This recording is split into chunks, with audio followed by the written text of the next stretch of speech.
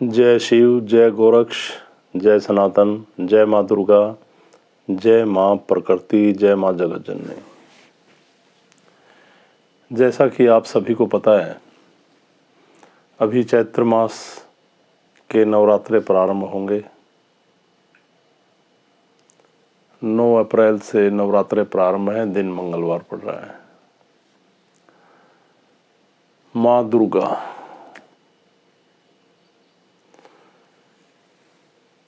इस ब्रह्मांड में सबसे ऊंचे सिंहासन पर बैठी एक शक्ति माँ जगत जननी, माँ जगतेश्वरी, जिसकी कृपा में हम सभी जी रहे हैं। सनातन में माँ से बड़ा स्थान किसी को नहीं दिया गया।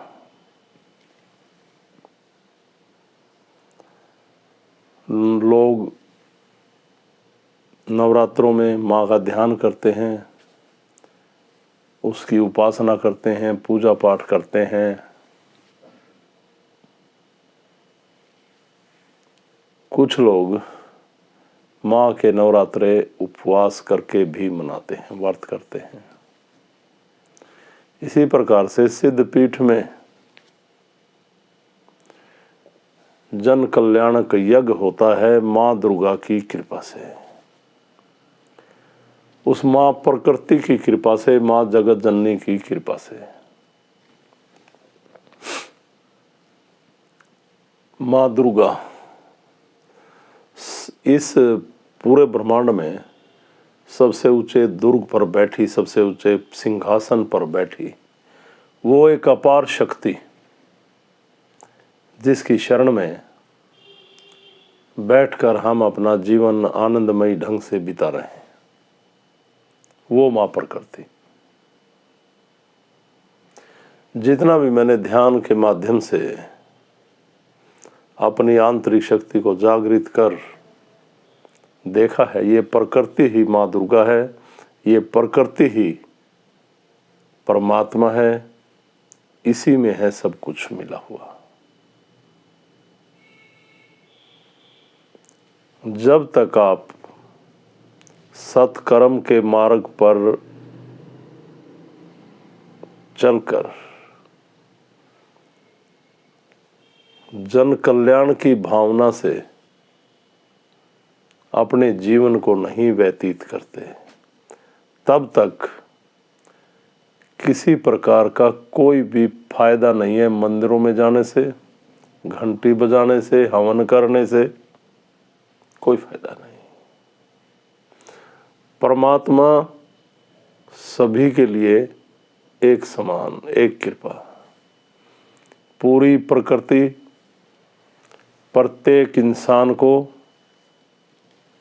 बराबर फल आहार दे रही, बराबर औषधियाँ दे रही, एक समान हवा दे रही, सबके लिए बराबर ऑक्सीजन, कोई भेदभाव नहीं।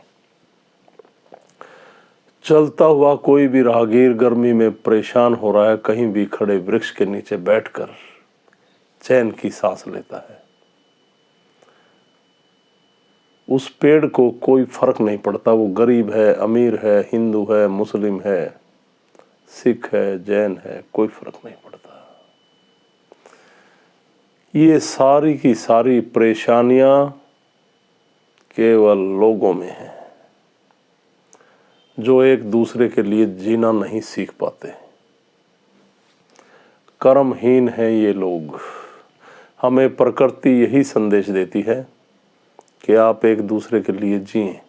जितना कि मैंने इस सिद्धि में इन 22-23 सालों में देखा, जब मैं आंतरिक ध्यान में गया, गोरख ध्यान में गया, माँ जगतेश्वरी के ध्यान में गया, उस प्रकृति के ध्यान में गया, हमेशा अंदर से एक ही आवाज उठती है, जन कल्याण ही सबसे उत्तम मार्ग है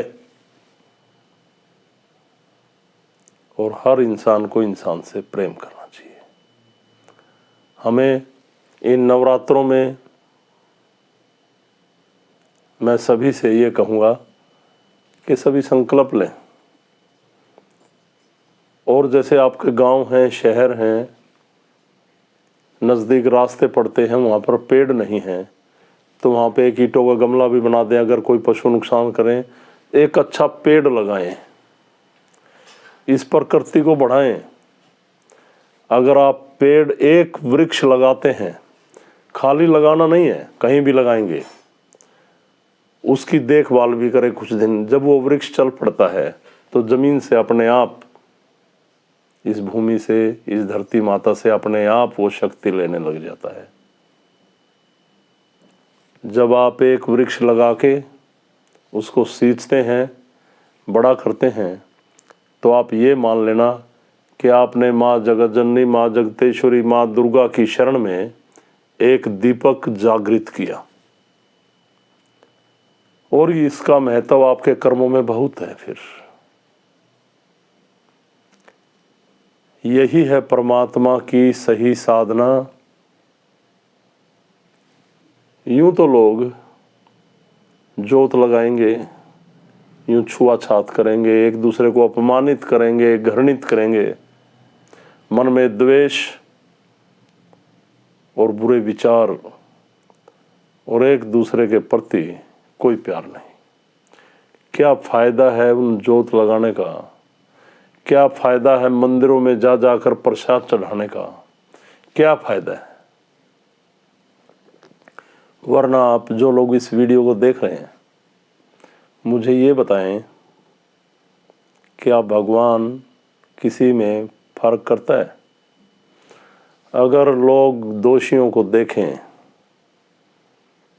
विकार से भरे लोगों को देखें, बुरे विचारे वाले लोगों को देखें, तो फिर परमात्मा का तो कोई नाम लेते ही मर जाएगा। परमात्मा सभी को मौका देता है, सभी को जीवन संवारने के लिए प्रेरित करता है हमेशा। तो क्यों न हम उसकी शरण में रहकर इस माँ दुर्गा के पर्व पर ये संकल्प लें, एक अच्छा मार्ग चुनें और एक दूसरे के दुख में भागीदार भी बने, साथ दें सभी का। लोग मैंने देखा माँ दुर्गा के दरबार में जाते हैं और वहाँ पर कहते हैं कि मुझे लड़का हो जाए, लड़की नहीं चाहिए, जबकि माँ दुर्गा एक नारी स्वरूप शक्ति, एक नारी शक्ति की को प्रेरणा देती हुई एक अपार शक्ति है। और आप क्या कर रहे हैं? लड़का हो या लड़की हो, एक अच्छे चरित्रवान, गुणवान, बुद्धिमान, सर्वगुण संपन्न बने, इससे अच्छी कोई बात नहीं। अब लड़का हो जाए, आवारागर्दी पे उतर आए तो सब कुछ बर्बाद करके रख देगा, उस लड़के का आप क्या करेंगे? तो माँ दुर्गा का ध्यान करें और ध्यान से देखें कि नारी में कौन सी शक्ति नहीं है। आप लड़कियों से परेशान क्यों हो रहे हैं, इस बात को देखें। और हर घर में एक कन्या का होना जरूरी है। कहने को बहुत कुछ है, पर सभी लोग इन बातों का ध्यान दें। घंटियां बजाने से, तिलक लगाने से, चालीसा पढ़ दी, बस ये हो गया, ये कोई रीझने वाली शक्ति नहीं कि आप रिझा दो और काम हो जाएगा। परमात्मा का हर कण, हर जगह विराजमान है और परमात्मा की शक्ति आपके कर्मों पे आधारित है कि जैसे परमात्मा चल रहा है, क्या आप चल रहे हैं? परमात्मा इन्हीं बातों से खुश होता है। तो इन नवरात्रों में ज़्यादा भी लगाएं, क्या है, अपने घर में लगाएं, पेड़ जरूर लगाएं। आपने कहाँ पर पेड़ लगाया? फोटो खींचकर अलग परिवार के नाम से एक पेज है, उसमें डालें। कुछ लोग अलग ज्ञान एक पेज बना रखा है, जो कुछ मेरे थोड़े नज़दीक हैं, वो उस पर भी डाल सकते हैं। और अभी माँ नवरात्र, माँ के जैसे नवरात्रे हैं, 9 तारीख को सिद्ध पीठ में अखंड यज्ञ प्रज्वलित किया जाएगा और 17 तारीख को, क्या वार पड़ रहा है अंकुश? 17 तारीख को वीरवार को पूर्ण आहुति होगी माँ की शरण में। मैं तो कहता हूँ बीच में भी आए लोग, और बीच में मैं 1-2 दिन हवन तो अखंड चलता है, पर कई बार मुझे कुछ घंटों के लिए बाहर जाना पड़ जाता है। कई बार तो पता कर ले मैं हूँ या नहीं, अगर मुझसे मिलना है। नहीं तो इसमें खाली अपने शारीरिक सुख के लिए ना आए कि मेरी ये बीमारी ठीक हो जाए। माँ को समर्पित होकर आए, उसका ध्यान करें, उसका जाप करें, स्मरण करें, फिर यज्ञ में आहुति डालें। और पूर्ण आहुति पे सभी परिवार सहित जरूर आया करें। मैंने कहा ना, एक वृक्ष लगाते हैं तो इस प्रकृति में एक दीपक लगाते हैं, उस प्रकृति को आप रोशनमय करते हैं। ये ध्यान रखना है आपको सभी को। और इसके बाद फिर हनुमान जयंती है 23 अप्रैल को, उसके बारे में मैं अगली वीडियो में बताऊंगा। जितने भी अलग परिवार के लोग हैं उन सभी को हमने बोल रखा है, जितने भी सिद्धपीठ से जुड़े हुए लोग हैं, कि साल में हमारे 2 ऐसे उत्सव बाहर मनाए जाते हैं, जैसे कि शक्ति दिवस का जो ऋषिकेश में एक बड़ा यज्ञ होता है, उसमें सभी आया करें। हम कहते हैं पर फिर भी लोग गैर हाजिर रहते हैं।